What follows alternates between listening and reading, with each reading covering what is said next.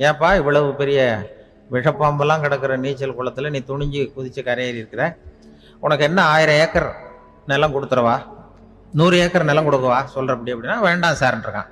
ஓஹோ அப்படின்னா ஒரு 1000 ஆடு வேணுமா உனக்கு அப்படின்னா அதுவும் வேண்டாம் சார். ஓ அப்படின்னா என் பொண்ணு வேணுமா அப்படின்னா அதுவும் வேண்டாம் சாருங்கிறான். அப்புறம் எதுக்குடா குதிச்சுன்ட்டு என்ன உனக்கு என்ன தான் வேணும் அப்படின்னு கேட்டிருக்காரு. என்னை எவன் பிடிச்சி தள்ளி விட்டவன்னு தெரியணும் அப்படின்றான். அதுக்காக அவன் பார்த்துருக்கான். அப்படி இருந்தால் தான் துணிச்சல் வரும் இந்த காலத்தில். எதுக்கு இவ்வளவு சங்கடம்லாம் வச்சாங்கன்னா, ஒரு குடும்பத்துக்கு தலைவராக வர வேண்டிய ஒரு ஆள், கணவனாக இருக்க வேண்டியவனுக்கு துணிச்சல் இருக்கா, தைரியம் இருக்கா அப்படிங்கிறது பார்க்கறதுக்காக இப்படிப்பட்ட தேர்வு முறைகள்லாம் வச்சுருந்தாங்க அந்த காலத்துலலாம். இப்போலாம் கல்யாணம் பண்ணுறது ஆளுக்கு நேரில் பார்க்காமலே கூட கல்யாணம் நடக்குது இன்டர்நெட்டில். இப்போ சர்டிஃபிகேட் கேட்குறாங்க, நோய் நொடி இல்லாமல் இருக்காரா பாரு. காட்டுக்கெல்லாம் போக வேண்டாம், நேராக ஆஸ்பத்திரிக்கு போய் ஒரு சர்டிஃபிகேட் வாங்கிட்டு வா, உனக்கு ஒன்றும் வியாதி இல்லைன்னு ப்ரூவ் பண்ணு, அதுக்கப்புறம் பார்த்துக்கலாம், மற்றதை பேசுவோம் அப்படின்னு சொல்லி அப்படி இருக்குது நிலைமை. அதனால் குடும்பத்தில் வந்து அந்த கணவனாக இருக்கிற வேண்டியவனுக்கு பொறுப்பு அதிகம். ஏன்னா எல்லாத்தையும் அனுசரித்து போக வேண்டியதாக வந்தான். அப்படி தான் இருக்குது. அது ஒன்றுக்கு மேலே இந்த கல்யாணம் பண்ணிக்கிறாங்கல்ல, அது ரொம்ப அவஸ்தை. ஒருவனுக்கு ஒருத்திங்கிறது நம்ம இதெல்லாம் சொல்கிறது. ஒன்றுக்கு மேற்பட்ட திருமணங்கள் வந்து சங்கடத்தில் தான் கொண்டு வந்து விடும். நிறைய சொல்லுவாங்க. உலகத்திலேயே ஒரு பெரிய இது என்ன தெரியுங்களா, இயற்கை வந்து நிர்ணயம் பண்ணுது. இப்போ வந்து நம்ம சில பேருக்கு எனக்கு பொம்பளை பிள்ளை வேண்டாம், ஆம்பளை பிள்ளை வேண்டான்னு சொல்லி இந்த ஸ்கேன் பண்ணி என்னென்னவோ பண்ணிகிட்டு இருக்கிறாங்கல்ல. ஆனால் இயற்கை வந்து அந்த 50-50 ரேஷியோவை அது வந்து மெயின்டைன் பண்ணிகிட்டு இருக்கு. இந்த உலகத்தில் ஒரு அதிசயமான உண்மை என்னென்னா, 116 ஆம்பளை பிள்ளை பிறந்தா 100 பொம்பளை பிள்ளை பிறகுதான். உலக அளவில் 116 ஆம்பளை பிள்ளை பிறந்தா 100 பொம்பளை பிள்ளை பிறகுது. இது எதுக்கு 16 அதிகமாக பிறகுதுன்னா, அந்த வாலிப வயசு அடையிறதுக்குள்ளே 16 செத்து போகுது. 16 அங்கங்கே ஓடுறது, கொஞ்சம் முரட்டத்தனமாக போகிறதுனால செத்து போகுது. அந்த 50-50 இந்த ஒருத்தருக்கு ஒருத்தங்கிற ரேஷியோவை இயற்கை வந்து மெயின்டைன் பண்ணிட்டு இருக்கு. அது ஒரு பெரிய அதிசயம். அதை விட பெரிய அதிசயம் என்னன்னா, இந்த உலக யுத்தம் நடந்தது இல்லை, முதல் உலக யுத்தம், 2வது யுத்தம், அப்போ பார்த்துருக்குறாங்க, கணக்கு எடுத்துருக்குறாங்க. அந்த யுத்தம் முடிஞ்ச பிறகு 116 ஆம்பளை பிள்ளைக்கு பதிலாக 160 170 பிறக்க ஆரம்பிச்சுதான். 100 பெண் குழந்தைக்கு 170 180 ஆண் குழந்தை. இது எதுக்குன்னா, அந்த போரில் செத்து போகுதுல ஆம்பளை பிள்ளைகள், அதை ஈடுகட்டுறதுக்காக அதிகமாக பிறக்க ஆரம்பிச்சிருக்கு. அந்த அளவுக்கு வந்து இயற்கை வந்து ஒரு பெரிய ரேஷியோவை மெயின்டைன் பண்ணுது. அதாவது ஒருவனுக்கு ஒருத்திங்கிறத அது சொல்லிக்கிட்டு இருக்கு. புறாவெல்லாம் வளர்த்திங்கன்னா, நான் கூட புறா வளர்த்துருக்குறேன் ஊரில். புறா வளர்த்திங்கன்னா ஒரு தடவைக்கு 2 முட்டை தான் விடும் ஒரு வீட்டுக்கு. அந்த 2 முட்டையும் குஞ்சு பறிச்சுன்னா அதில் ஒன்று வந்து ஆணாக இருக்கும், ஒன்று பொண்ணாக இருக்கும். அது எந்த முட்டை ஆண் எந்த முட்டை பெண்ணுங்கிறத இயற்கை நிர்ணயம் பண்ணுது. அதை வந்து நம்ம மாற்றவே முடியாது. ரெண்டையும் அந்த பெண்ணாவோ 2 ஆணாவோ மாற்ற முடியாது நம்ம. அதனால் அந்த இயற்கையை புரிஞ்சுக்கிட்டு நாம் நடந்துக்கணும். அதனால தான் ஒரு கணவன் ஒரு மனைவி, அதான் ஒருத்தருக்கு ஒருத்தங்கிறது. ஒன்றுக்கு மேலேனா சங்கடம் தான். ஒரு பஸ்ஸில் வந்து ரெண்டு பெண்கள் வந்துக்கிட்டு இருந்தாங்களாம். பஸ்ஸு பிரயாணம். 2 பெண்கள் வந்து பக்கத்தில் உட்காந்துருக்காங்க. அந்த கண்டக்டரை கூப்பிட்ருக்காங்க, இங்கே வாயா அப்படின்னு அந்த ஒரு அம்மா கூப்பிட்ருக்கு. என்னம்மா அப்படின்ட்டுருக்கார். வந்து இந்த ஜன்னலை திறந்து விட்டு போ அப்படின்னு. சரின்னு பக்கத்தில் இருந்த ஜன்னலை திறந்து விட்டு அவர் போயிட்டார். பக்கத்தில் இருந்தாமல் உடனே இங்கே வாயா, மறுபடியும் வாயான்னு கூப்பிட்ருக்கு. வந்து என்ன, இந்த ஜன்னலை மூடி விட்டு போ அப்படின்ட்டுருக்கு. மூடி விட்டு போனார். மறுபடியும் அந்த முன்னாடி கூப்பிட்டது, வாமா வாயான்னு மறுபடியும் கண்டக்டரை கூப்பிட்டு, என்ன இந்த பார், இந்த ஜன்னலை வந்து நீ மூடி வச்சின்னா நான் மூச்சு திணறி செத்து போடுவேன். அப்புறம் உடனே பக்கத்தில் இருந்த அம்மா, தபாரியா அந்த அம்மா பேச்சை கேட்டுட்டு நீ திறந்து வச்சின்னா நான் குளிர் தாங்காமல் செத்து போடுவேன் அப்படின்ட்டு. அவர் தலையை பிச்சுக்கிறார் கண்டக்டர். என்னடா பெரிய ரொம்ப போச்சேன்னு, கொஞ்சம் தூரம் பிரயாணம், இதில் கூட அட்ஜஸ்ட் பண்ணி போகக்கூடாதா அப்படின்னு. அப்போ அந்த பஸ்ஸில் பின்னாடி ஒருத்தன் கடைசி சீட்டில் வெயில் தாங்காமல் சட்டையெல்லாம் கட்டி போட்டுட்டு ஒரு கிராமத்து ஆள் பீடி குடிச்சிட்டு வரான். அவர் கூப்பிட்ருக்கான் அந்த ஆள், அந்த கண்டக்டர், இங்கே வாயா, அங்கே என்ன தகராறு அப்படின்னு. அந்த எதிர்த்து வீட்டுக்காரன் வந்தானே முன்னாடி பஞ்சாயத்துக்கு, அது மாதிரி கண்டக்டர், இங்கே வாயா, அவன் ஏன் நீ என்ன சொல்ல போகிற அப்படின்ட்டு வந்திருக்கான். சட்டையெல்லாம் கட்டி போட்டு பீடி குடிக்கிறான். பீடி புகையை ஊதி விட்டு அங்கே என்ன தகராறு அப்படின்னு கேட்டிருக்கான். ஒன்றும் இல்லையா, அந்த அம்மா வந்து ஜன்னலை திறந்தா செத்து போவேங்குது, இந்த அம்மா ஜன்னலை மூடுனா செத்து போவேங்கிறது, நான் என்னையா பண்ணுறது ஒரு ஆள், இதுக்கு ஏன் கவலைப்படுறேன், நான் சொல்கிறத கேள், நான் தீர்த்து வைக்கிறேன் பிரச்சனையை அப்படின்னு சொல்லிவிட்டு பீடியை எடுத்துக்கிட்டு புகையை ஊதிவிட்டு சொன்னானா, கொஞ்ச நேரம் அந்த ஜன்னலை மூடி வை, அந்த அம்மா செத்து போவோம், அப்புறம் திறந்து வை, இந்த அம்மா செத்து போவோம், நாம நிம்மதியாக போகலாம் அப்படின்னு சொல்லிட்டு பீடி குடிக்க ஆரம்பிச்சிட்டான். அவருக்கு கோவம் வந்துட்டுது கண்டக்டருக்கு. உனக்கு என்னையா நீ பாட்டுக்கு சொல்லிட்டு கொடுவ, அந்த 2 அம்மாவும் செத்து போச்சுன்னா அவங்க வீட்டுக்காரனுக்கெல்லாம் யார் பதில் சொல்கிறது அப்படின்னா கவலையே படாத, 2 பேருக்கும் நான் தான் வீட்டுக்காரன். அதனாலதான் அந்த யோசனையை சொன்னேன் அவங்ககிட்ட. அப்புறம் இதுதான் அந்த ஒண்ணுக்கு மேல போச்சுன்னா அது இயற்கைக்கு விரோதம், இப்படிலாம் ஆகும். அதனாலதான் அவன் அவ்வளவு ஒண்ணுமே வேண்டான்ட்டு கடைசி பெஞ்சதுல போய் சீட்ல உட்காந்துக்கிட்டான். அப்படி அது இயற்கையை புரிஞ்சுக்கிட்டு வாழணுங்கிறது முக்கியம். குடும்பத்துல கணவனுடைய பங்கு என்ன, மனைவியினுடைய பங்கு, குழந்தை குட்டிகள்லாம் சொல்லுவாங்க. அப்படி இருக்கணும். கணவன்கிறவனுக்கு நிறைய சகிப்புத்தன்மை தேவைப்படுது. மனுஷனுக்கு வேல்யூ விஞ்ஞானம் எப்படி போட்டிருக்குன்னா, ஒரு மனித உடம்புல இருக்கிற கால்சியத்தை மட்டும் தனியாக எடுத்தா ஒரு சின்ன ரூமுக்கு வெள்ளை அடிக்கலாமா. ஒரு மனுஷ உடம்புல இருக்கிற பாஸ்பரஸை மட்டும் தனியாக எடுத்தா ஒரு 40 நெருப்பூச்சி தயார் பண்ணலாம். ஒரு மனுஷ உடம்புல இருக்கிற இந்த கொழுப்பு சத்தை மட்டும் தனியாக எடுத்தா ஒரு 7 சோப்பு கட்டி தயார் பண்ணலாம்.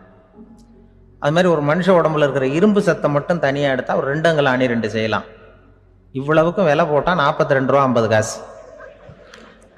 இதுதான் மனுஷனுக்கு விஞ்ஞானம் போட்டிருக்கிற விலை. அது எப்போ அது ஒசரும்னா, அவன் மனுஷனாக இருக்கிற வரைக்கும் இருக்கிறப்ப. அதுவும் செத்து போனால் அதுவும் கிடையாது, செத்து போனால் அதுவும் குறைஞ்சிரும்.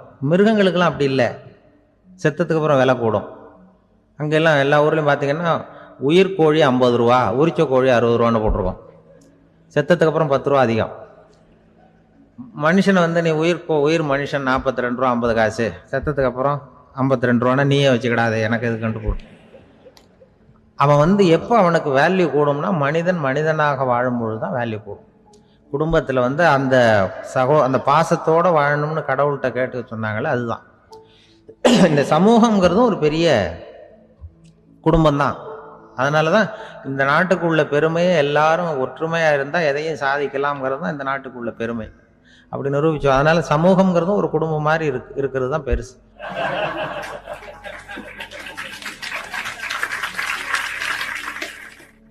மனித நேயம்ங்கிறத பற்றி சொல்லுவாங்க. மனித நேயம் ஏன்னா, ஒரு கணவன் கணவனாக இருக்கணும், மனைவி மனைவியாக இருக்கணும். ஒரு மனுஷன் இன்னைக்கு மனிதனாக இல்லை, மனித நேயம் குறைஞ்சி போச்சு. இது குடும்ப உறவுகள்லாம் ரொம்ப மாறி போச்சுன்னு சொல்கிறேன். இப்போ நாகரிகத்தில் அப்படி தான் இருக்குது. ஒரு இதில் ஒருத்தன் என்ன பண்ணியிருக்கிறான், ஒரு சின்ன பையனை கொண்டு வந்தானா. ஒரு சின்ன பையன் பக்கத்தில் இருக்கான். ஒரு பெரியவர் கேட்டிருக்காரு, யாரப்பா அந்த பையன் அப்படின்னு கேட்டிருக்காரு. இவன் சொன்னானா, இந்த பையன் எனக்கு தூரத்து உறவு, எனக்கு தூரத்து உறவுன்னு இருக்கான். சரி, தூரத்து உறவுன்னா எப்படி அப்படின்னு கேட்டிருக்கான். இந்த பையன் எங்கள் அப்பாவுக்கு 8வது புள்ள அப்படின்னானா. கூட பிறந்தவனே அவ்வளவு தூரமாக போயிட்டான், 8வதா பிறந்தான். அப்படி இருக்கு குடும்ப உறவுகள்ங்கிறது. இப்போ சில இதெல்லாம் இப்போ ஜாதி மத வேறுபாடெல்லாம் நம்முடைய முன்னேற்றத்தை தடுக்கும். விலங்குகள் நம்மளோட மேலானது. அதான் ஒரு ஊரில் ஒரு சிவன் கோயில் இருந்துதான். சிவன் கோயிலில் அந்த புறாவெல்லாம் வளர்ந்துக்கிட்டு இருந்திருக்கு. அந்த மாடத்தில், சிவன் கோயில் மாடத்தில் புறாவெல்லாம் கூடியிருந்திருக்கு. உடனே அதுக்கு கும்பாபிஷேகம் பண்ணுறதுக்காக ஊரில் திட்டம் போட்டாங்க. சிவன் கோயிலுக்கு வெள்ளடிக்க ஆரம்பித்தாங்க. வர்ணம் பூச ஆரம்பிச்சதும் அதுக்கு சாரம் கட்டுவாங்கல்ல, இந்த குச்சியெல்லாம் வச்சு சாரம் கட்டுவாங்க. உடனே இந்த புறாவெல்லாம் என்ன பண்ணிச்சான், இனிமேல் நம்ம இங்கே வெள்ளை அடிக்கிறாங்க, கும்பாபிஷேகம் வருது, நம்ம இங்கே குடியிருக்க முடியாது, எதிர்த்தாப்புல எங்கே போகலான்னு பார்த்துருக்கு. இந்த உயரம் கோபுரத்தில் இருந்த புறாவெல்லாம் எதிர்த்தாப்புல ஒரு மாதா கோயில் இருந்திருக்கு, சர்ச்சு. அங்கே சில மாடங்களில் புறாவெல்லாம் இருக்குது, சில மாடம் இருக்குது. உடனே நம்மளாம் அங்கே போடுவோம் கொஞ்சம் காலத்துக்குன்னு எல்லாம் புறப்பட்டு இந்த மாதா கோயிலுக்கு போயிடுது. அங்கே போனால் அங்கே இருக்கிற புறாவோடு சேர்ந்து இதுவும் குடியிருந்துட்டு இருக்கு. கொஞ்ச நாள் என்னாச்சு, அங்கே கிறிஸ்மஸ் வந்துட்டுது. கிறிஸ்மஸ் வந்ததும் சரி, இங்கேயும் வெள்ளடிக்க ஆரம்பிக்கிறாங்க. நம்ம மறுபடியும் எங்கடா போகிறதுன்னு பார்த்தா, அங்கே இருக்கிற புறாவோட சேர்ந்து இதுவும் சேர்ந்து நேராக ஒரு பள்ளிவாசல் இருந்தது. எதுக்கு அங்கே இருக்கிற மாடத்தில் போய் அங்கே குடியேறிட்டுது எல்லாம். அங்கே போனால் அங்கே ரமலான் மாதம் ரம்சானுக்காக அதையும் புதுப்பிக்க ஆரம்பித்தாங்க. இது என்ன பண்ணுறதுன்னு சொல்லி இந்த 3 செட்டு புறாவும் சேர்ந்து என்ன பண்ணிச்சு, எங்கே போகலான்னு பார்த்தா மறுபடியும் அதுக்குள்ளே இந்த சிவன் கோயிலில் கும்பாபிஷேகம் முடிஞ்சு போச்சான். முடிஞ்சிருக்கு, அங்கே போடுவோம் எல்லாருன்னு சொல்லி எல்லா புறாவும் அந்த சிவன் கோயிலுக்கு வந்துட்டுது. அங்கே போய் மாடத்தில் குடியிருந்துட்டுது. அப்போ திடீர்னு ஒரு நாள் பார்த்தா ஒரே கலவரம் பூமியில் எல்லாம் ஒருத்தன் அருவாளை தூக்கிட்டு நிற்கிறான், குச்சி எடுத்து ஒருத்தனை சுட்டுக்கிறான். ஒரே கலவரம், சத்தம், ஒரே மத கலவரம் வந்துட்டுது ஊரில்.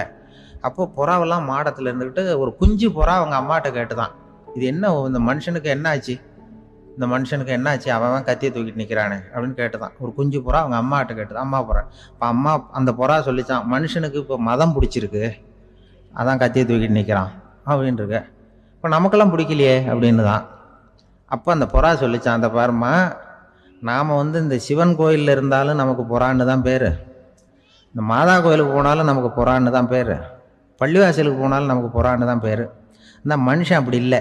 அவன் இங்கே இருக்கிற வரைக்கும் இந்துன்னு சொல்லுவான், அங்கே மாதா கோயில் இருந்தான்னா கிறிஸ்தவன்னு சொல்லுவான், பள்ளிவாசலில் இருந்தான்னா முஸ்லீம்னு சொல்லுவான்.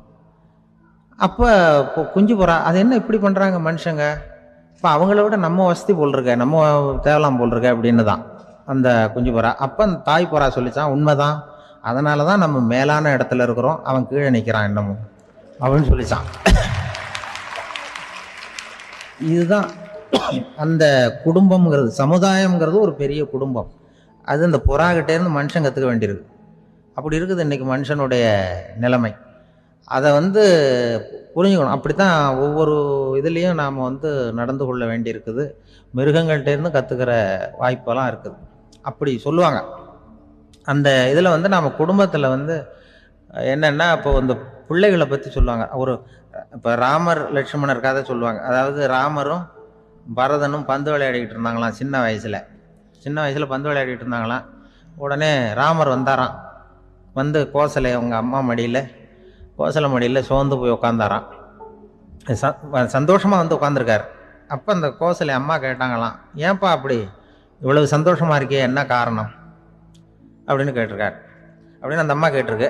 ராமன் சொன்னான்னா, என் தம்பியோட நான் பந்து விளையாண்டுக்கிட்டு இருந்தேன், பரதன் அவன் வந்து ஜெயிச்சுட்டான், நான் தோத்துட்டேன், என்னை வந்து அவன் ஜெயிச்சுட்டான், அவனுடைய வெற்றி வந்து எனக்கு சந்தோஷமாக இருக்குது, தம்பியோட வெற்றி, அதனால் நான் சந்தோஷமாக இருக்கேன்னு சொல்லியிருக்கேன். அந்த அம்மாவுக்கு ரொம்ப சந்தோஷம், தம்பி ஜெயிக்கிறாங்கிறத பற்றி அண்ணன் வந்து சந்தோஷப்படுறானே அப்படின்னு. கொஞ்ச நேரத்தில் பரதன் வந்திருக்கான். அவன் சோர்ந்து போய் கலங்கி போய் வந்து அதே அம்மா மடியில் உட்காந்துருக்கான். நீ ஏன்ப்பா, நீ தான் ஜெயிச்சுட்டியாமே, நீ என்னத்துக்கு வருத்தப்பட்டுக்கிட்டு வர அப்படின்னு கேட்டிருக்கேன் அந்த அம்மா. அப்போ பரதன் சொன்னானா, நான் ஜெயிக்கணுங்கிறதுக்காக அண்ணன் விட்டு கொடுத்தாரு, தோத்துட்டாரு, அதனால் எனக்கு வருத்தமாக இருக்குது, உண்மையில் அவர் தான் ஜெயிச்சிருக்க வேண்டியது, எனக்காக விட்டு கொடுத்தாரு, அதனால் நான் வருத்தப்படுறேன்னா. அப்போ அந்த அம்மா சொல்லிச்சான், இப்படி தான் தம்பியினுடைய வெற்றி அண்ணனை சந்தோஷப்படுத்துது, அண்ணனுடைய தோல்வி வந்து தம்பியை வருத்தப்பட வைக்குது, இப்படி தான் இருக்கணும் அண்ணன் தம்பின்னா, அப்படி தான் குடும்பத்திலையும் இருக்கணும்னு சொல்லி அந்த அம்மா சொன்னதாக சொல்லுவாங்க ராமாயண கதை. அதே போல் இப்போ இதில் வரும், நபிகள் நாயகத்தினுடைய பேரர்கள் பாத்திமாவனுடைய பிள்ளைகள் 2 பேர், ஹசன் ஹுசைன் 2 பேர் நபிகள் நாயகத்தினுடைய பேரன்மார்கள். அன்னை பாத்திமாவனுடைய குழந்தைகள். ஹசனும் ஹுசைனும் பேசிக்கிறதே இல்லையா கொஞ்ச நாள். இந்த அம்மாவுக்கு அதை பார்க்குறாங்க, ஏதோ அண்ணன் தம்பிக்குள்ளே ஏதோ தகராறு போல் இருக்கு, ஏன் பேசிக்க மாட்டேங்கிறாங்க அப்படின்னு சொல்லி அந்த பிள்ளைகளை கூப்பிட்டு வச்சு அந்த அம்மா புத்தி சொல்லிச்சான். இதை பாருப்பா, நீ வந்து அண்ணன் தம்பிக்குள்ளே இது மாதிரி இருக்கக்கூடாது, உங்கள் பாட்டனார் ஒரு புத்திமதி சொல்லியிருக்காரு, உனக்கு தெரியுமா, ஒரு முஸ்லீம் இன்னொரு முஸ்லீமோடு 3 நாட்களுக்கு மேல் பேசாமல் இருந்தால் அது அவனை கொலை செய்வதற்கு ஒப்பாகும் அப்படின்னு நபிகள் நாயகம் சொல்லியிருக்கார், தெரியுமா உனக்குன்னு அந்த அம்மா சொல்லிச்சான். அப்போ அந்த தம்பிக்காரர் சொன்னாராம், ஹுசைன் சொல்லியிருக்கார், அதுவும் எனக்கு தெரியும், அதே தாத்தா பாட்டனார் என்ன சொல்லியிருக்காருன்னா, அந்த 2 பேரில் யார் முதல்ல சலாம் சொல்கிறாங்களோ, யார் முதல்ல முன்னாடி பேசுகிறாங்களோ அவங்களுக்கு சொர்க்கம் கிடைக்கும், இறைவனுடைய ஆசி கிடைக்கும்னு சொல்லியிருக்கிறார். அந்த ஆசி அண்ணனுக்கு கிடைக்கட்டுமேங்கிறதுக்காக நான் பேசாமல் இருக்கிறேன் அப்படின்னா. அந்த ராமனும் பரதனும் எப்படி இருந்தாங்களோ அப்படி தான் ஹசனும் ஹுசைனும் இருந்திருக்கிறார்கள். அந்த பாசம்தான் குடும்பத்தில் வேணும். குடும்பத்தில் அண்ணன் தம்பி எப்படி நடந்துக்கணும், அம்மா பிள்ளை எப்படி நடக்கணும் அப்படிங்கிறது தான். ஏன்னா அம்மாவுக்கு வந்து எப்போதுமே பிள்ளைங்கள் வந்து அம்மா பக்கம்தான் இருக்கும், அம்மா பிள்ளைங்க தான் அதிகம்.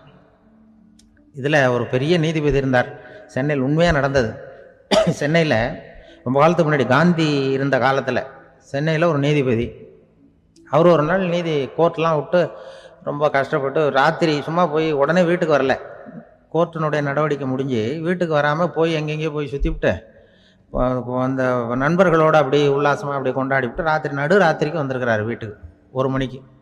அப்போ அந்த வயசான அம்மா வாசல்லையே காத்துக்கிட்டு இருக்கு.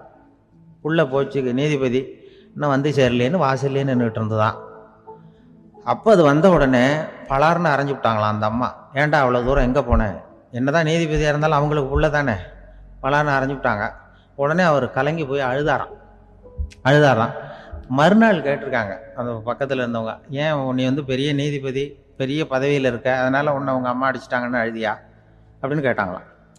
அப்போ அவர் சொன்னாராம் நீதிபதி, இல்லை, நான் வந்து இது மாதிரி எங்கள் அம்மா கிட்ட அடிக்கடி அடி வாங்குவேன், எப்போதும் அவங்க அடிக்கிற அடி பலமாக விழும், இப்போ அவங்க அடித்தது எனக்கு வலிக்கவே இல்லை, அந்த அளவுக்கு அவங்களுக்கு வயசாகிட்டுதே, பலம் குறைஞ்சுட்டுதேன்னு நினச்சி அழுத அப்படின்னுக்காரான். அதுதான் புள்ள அம்மா பேரில் உள்ள பாசங்கிறது. இதே போல் நான் சொன்னது மாதிரி முன்னாடி இவர் ஒரு இறைநேச செல்வர் ஒருத்தர் இருந்தார். ஒரு அம்மா வந்து எனக்கு அப்பா தண்ணி கொடுப்பா அப்படின்ட்டு படுக்கையில் இருந்த அம்மா, இவர் ஏதோ படிச்சுக்கிட்டு இருந்தவர், ஒரு சின்ன இளைஞர், உடனே ஓடி போய் ஒரு குவளையில் தண்ணி எடுத்துகிட்டு போய் அம்மாவுக்கு முன்னாடி நிற்கிறார். முன்ன அந்த அம்மா அதுக்குள்ளே தூங்கி போச்சு. இவர் அந்த தண்ணியை வச்சுக்கிட்டு அவர் பாட்டு நிற்கிறார். விடிஞ்சு போச்சு. விடிகிற சமயத்தில் அந்த அம்மா முடிச்சு பார்க்குது, பையன் தண்ணியோட கையில் வச்சுட்டு நிற்கிறார். ஏம்மா என்னப்பா நீ ராத்திரி பூரா தண்ணியோட நின்றுட்டு இருக்கிறியா எனக்கா அப்படின்னு. அப்பா அந்த அவர் சொன்னாராம், ஆமாம்மா ராத்திரி தண்ணி தாகமாக இருக்குன்னு கேட்டீங்க, உடனே தண்ணி கொண்டு வந்துட்டேன். ஓடி வந்து பார்க்கும்பொழுது நீங்கள் தூங்கிக்கிட்டு இருந்தீங்க. தூங்கிட்டு இருக்கும்பொழுது உங்களை எழுப்ப வேண்டாம், தூக்கத்தை கெடுக்க வேண்டாம்னு நான் நினச்சேன், அதனால் எழுப்பலை. தூக்கம் முழிக்கிற சமயத்தில் உடனே தாகமாக இருக்கும், தண்ணி குடிக்கணும்னு ஆசைப்படுவீங்க, அதனால் தண்ணியை பக்கத்துலேயே வச்சுக்கிட்டு நிற்கிறேன் அப்படின்னு அந்த இளைஞர் சொன்னாராம். அப்படியே கட்டி பிடிச்சிட்டு நீ பிற்காலத்தில் பெரிய அறிஞராக வருவேன்னு சொல்லி அந்த அம்மா வரணும்னு சொல்லி இறைவனை வேண்டாங்களாம். அவர் தான் இஸ்லாமிய மார்க்கத்தில், தீன் மார்க்கத்தில் பெரிய ஆளானது. அதாவது ஷர்புதீன் யாஹ்யான்னு ஒருத்தர், ஒரு பெரிய இஸ்லாமிய பேரறிஞராக வந்தார். இப்படி அம்மா பேரில் பாசமாக உள்ளவங்கலாம் இருந்தாங்க நிறைய. அப்படி அந்த குடும்பத்தில் வந்து அந்த பாசம் நேசம் எவ்வளவு இருக்கோ அவ்வளவுக்கு அவர்கள் உயர்வார்கள்ங்கிறது தான் நம்முடைய பெரிய இதெல்லாம் பெரியவங்கள்லாம் சொல்லியிருக்கிறது அதுதான். அதனால தான் அந்த கணவனுடைய பங்கு என்ன, மனைவியினுடைய பங்கு என்ன, பிள்ளைகளுடைய பங்கு என்னங்கிறத பற்றி ரொம்ப விவரமாக சொல்கிறதுக்காக தான் அதை பற்றி நாம் சிந்திக்க வேண்டிய நேரம் இதுங்கிறதுனால தான். இருக்கிற எல்லாருக்கும் வணக்கம். நான் இப்பொழுது தான் முதல் தடவையாக இந்தியாவை விட்டு வெளியில் வந்திருக்கிறேன். அதுவும் உங்கள் ஊருக்கு வந்ததில் ரொம்ப சந்தோஷம், மகிழ்ச்சி. என்னை பற்றி ரொம்ப பெருமையாக பல வார்த்தைகள்லாம் சொன்னார். அவர் அவ்வளவு பெருமையாக சொன்னதற்கு காரணம் அவ்வளவு நானே அவருக்கு எழுதி கொடுத்தது.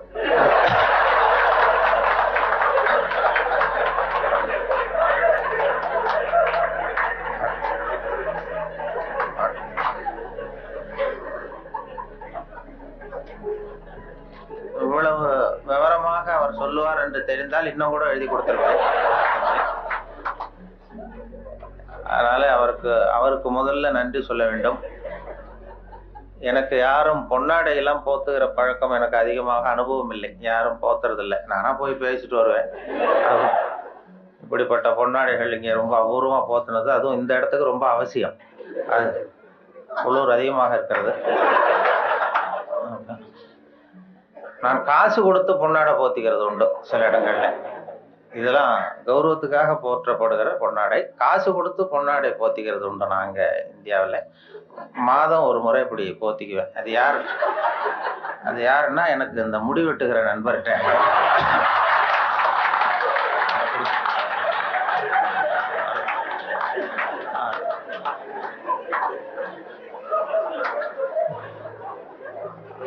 அப்படி போத்தி கொள்வது வழக்கம்.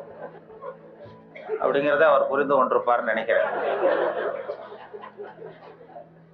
அதுக்கு பிறகு சரி நம்ம இனிமே உடம்பு பூரா கடிக்கிறதுக்கு முன்னாடி வந்துருவோம் இங்கே அப்படின்னு சொல்லி இங்கே வந்துட்டார். இங்கேதான் அவர் கடிபடாமல் இருக்கிறார். அவருடைய சிந்தனை வந்து வித்தியாசமா நான் பார்த்து அவருடைய புஸ்தகத்தை எப்பொழுதுமே இது மாதிரி புத்தகம் வெளியிடுன்னா அந்த அவங்க வெளியிடுற புஸ்தகத்தை பரீட்சைக்கு படிக்கிறது மாதிரி படிக்கிறது.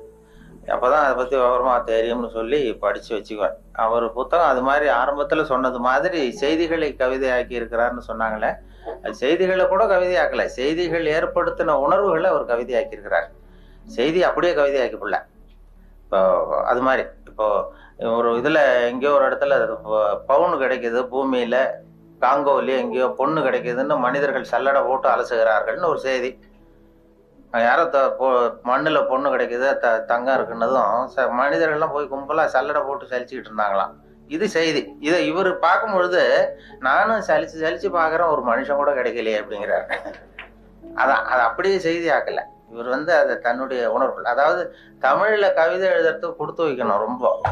என்ன காரணம்னா மொழியியல் அறிஞர்கள்லாம் என்ன சொல்றாங்கன்னா, மொழியெல்லாம் தெரிஞ்சவங்க, மற்ற மொழிகளில் கவிதை இருக்கிறது, தமிழ் கவிதையாகவே இருக்கிறது அப்படின்னு சொன்னாங்க.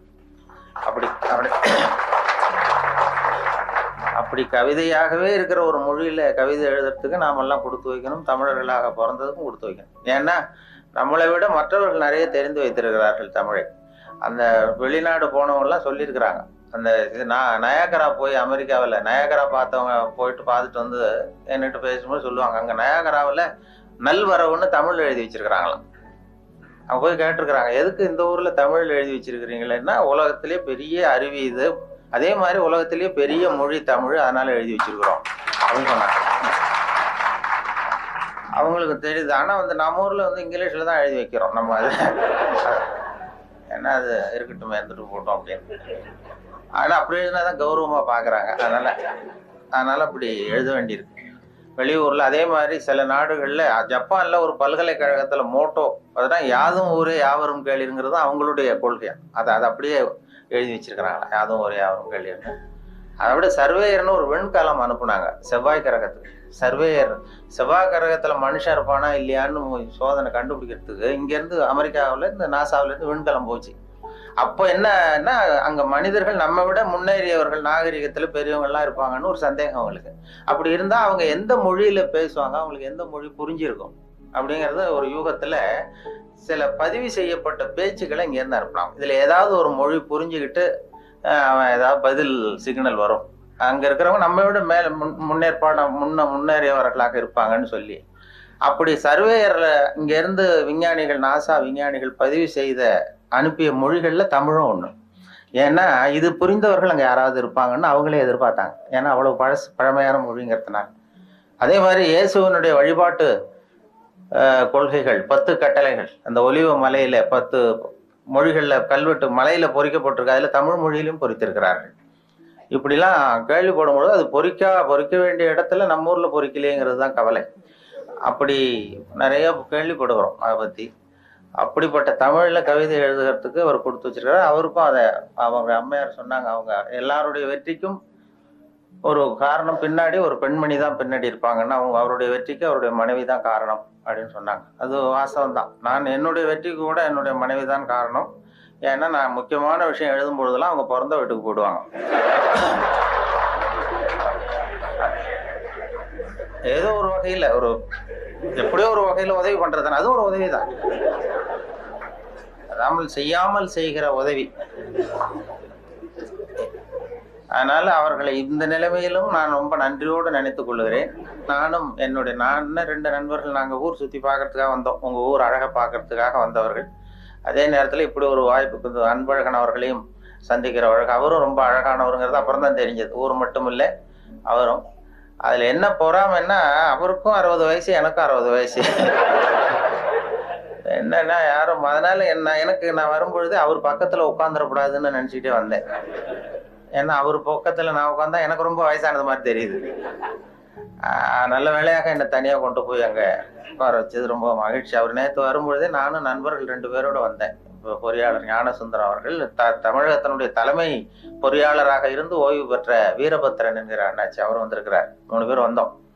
அவர்கிட்ட அதான் கேட்டேன், என்னாச்சு இவருக்கு 60 வயசுன்னா நம்பவே முடியலையே அப்படின்னு சொல்லி நாங்கள் பேசிக்கிட்டோம். அவர் பார்த்ததும் இருக்கும் அண்ணாச்சி, அது நம்மளை ஒப்பிட்டு பார்க்காதீங்க, அது அவர் இப்படித்தான் பாருங்க, நம்மளை கம்பேர் பண்ணி பார்த்தா சந்தேகமாக தான் இருக்கு, ஏன் அதை பார்க்க வேண்டாம்னு சொன்னார்.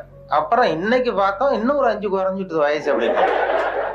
நேற்று பார்த்ததை விட இன்னும் ஒரு 5 வயசு குறைஞ்சிட்டுது அப்படிங்கிறது மாதிரி பேசிக்கிட்டோம் நாங்கள். அது ரொம்ப அபூர்வம், அழகா. அதை மனசு சுத்தமாக விட்டு அழகா இருந்தால் தான் முகம் அழகா இருக்கும். அது உள்ளத்தில் இருக்கிறது தான் மனசில் வரும். அந்த தெளிவான சிந்தனை, அந்த சிரிப்பு அவர் பார்த்தார். ஏன்னா வயசு குறையறதுக்கு எனக்கு சந்தேகம், எப்படி ஒரு குறைஞ்சிது நேற்றை விடனா, வயசு குறையறதுக்கு இது வரைக்கும் யாரும் மாத்திரை கண்டுபிடிக்கல, மாத்திரை கத்திரி சாப்பிடுவாரோ அப்படின்னாரு. இன்றைக்கு முக்கியமான தகவல் நான் தாமதமாக வந்தது தான். இருந்தாலும் இந்த இன்று ஒரு தகவல் என்கிற நிகழ்ச்சி வானொலியில் 14 ஆண்டுகள் சென்னை வானொலியில் ஒலிபரப்பானது, இடைவிடாமல் நாள்தோறும் 14 ஆண்டுகள் தொடர்ந்து ஒலிபரப்பானதுக்கு காரணம் என்னை வேற எந்த நிலையத்துக்கும் மாற்றாமல் இருந்தது தான் காரணம். அது தினம் காலையில் ஒரு 5 நிமிஷங்களுக்கு சொன்னோம். அது தொடங்கியதே ஒரு வேடிக்கையான விஷயம். நான் கேன்டீனில் வந்து சாப்பிட்டுக்கிட்டு இருக்கும்பொழுது சக ஊழியர்கள்ட்ட பேசிக்கிட்டு இருந்தேன். நீங்கள் இனிமேல் வந்து ரேடியோவில் ரொம்ப சிரமப்பட்டு நிகழ்ச்சிகள் தயார் பண்ண வேண்டாம், ஏன்னா தொலைக்காட்சி வந்து விட்டது, அதனால் எல்லாரும் அதை தான் பார்க்க போகிறாங்க, நாம் ஒன்றும் அதிகமாக சிரமப்பட வேண்டியதில்லைன்னு சொல்லிகிட்டு இருந்த வேடிக்கையாக. இது எங்களுடைய இயக்குனர் காதுக்கு போயிட்டுது. உடனே அவர் கூப்பிட்டு இது மாதிரி பேசிக்கிட்டு இருந்தியாமேன்னாரு. ஆமாம் சார்ண்ணே, நாளையிலேருந்து உனக்கு 5 நிமிஷம் காலையில் ஒரு நேரத்தை ஒதுக்கி தர்றோம், ஜனங்களுக்கு உபயோகமான விஷயத்தை சொல்லு அப்படின்னு சொல்லி என்கிட்ட ஒதுக்கி கொடுத்தார். இந்த தவளை தன் வாயால் கேடும்னு சொல்கிறாங்கல்ல, அது மாதிரி அந்த கேண்டீனில் பேச போய் அவர் சொன்னேன். அவர் ஆரம்பிக்கும் பொழுதே இன்று ஒரு தகவல்னு ஆரம்பிக்கலாம், தினம் ஒரு 5 நிமிஷம் பேசினார். சார், இது நான் ஏற்கனவே விவசாய ஒலிபரப்பினுடைய பொறுப்பாளராக இருக்கிறேன், விவசாய நிகழ்ச்சிகளுடைய ஒலிபரப்பு பொறுப்பாளர். அதையும் பார்த்துக்கிட்டு இன்று ஒரு தகவலையும் சொல்கிறதுங்கிறது சிரமமாக இருக்கும். அதனால் ஒரு வாரம் ஒரு நேரம்னு வைத்துக்கொள்ளலாம்னு சொன்னேன், வாரத்துக்கு ஒரு நிகழ்ச்சியாக.